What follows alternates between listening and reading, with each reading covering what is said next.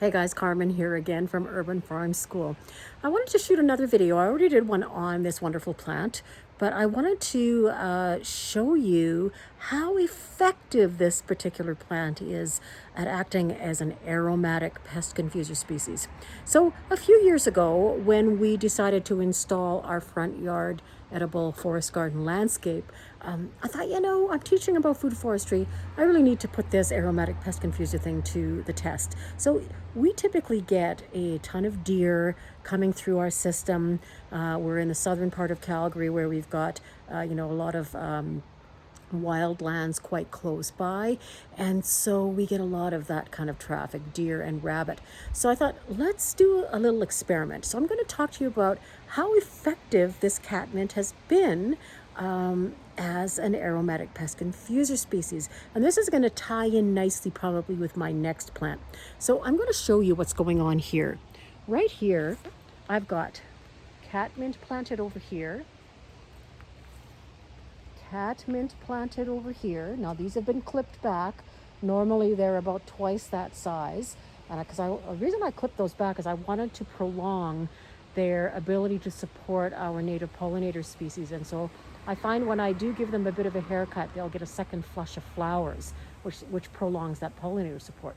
But the real experiment happened when I decided to plant hostas in this area. Now, hostas, as we discovered in one of our previous videos, is really fantastic ground cover species for our shadier areas in our food forest.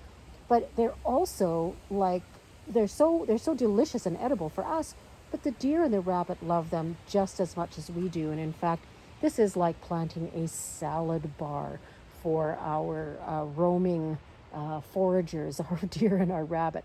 So I decided to do an experiment. Catmint on one side, hostas in the middle, catmint over behind, and then a little mini forest of chives here. These are giant chives. So also considered a pest confuser species. So I thought, okay, let's see how well this works. Now what's really interesting is that one morning we came out here, and when this catmint was a little bit bigger, we noticed that the catmint had been all smushed down, and that at that far end there, where you can see a little bit of borage over there, there was a pile of deer poop. So we knew that he had his back end over at that end, and that he had his nose way over here. We could see by how depressed the catmint was. The amazing thing is that because this is so aromatic, this catmint, that when that deer laid down on this catmint, all he could smell was catmint. And so what that did is it completely masked the scent of this hosta. And back then there were hostas all the way in this area. We've been munching on those this spring, so they're a little bit depleted this year. But what was amazing to me was that, we always joke that, they come by, we offer the B&B experience.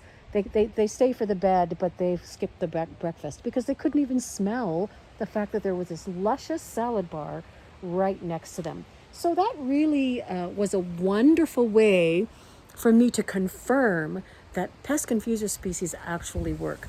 And so that's another reason why I really love catmint. So I just wanted to give you a little insight into the fact that these are not just, theoretical suggestions for, well, maybe you could try this. These things actually do work, and they've worked for us, and we've really, stretched ourselves to put them to the test. So really good to know, right? So anyway, folks, hope you've enjoyed this quick second video on one of my favorite all-time permaculture plants, plants that I use in my food forest designs on a regular basis.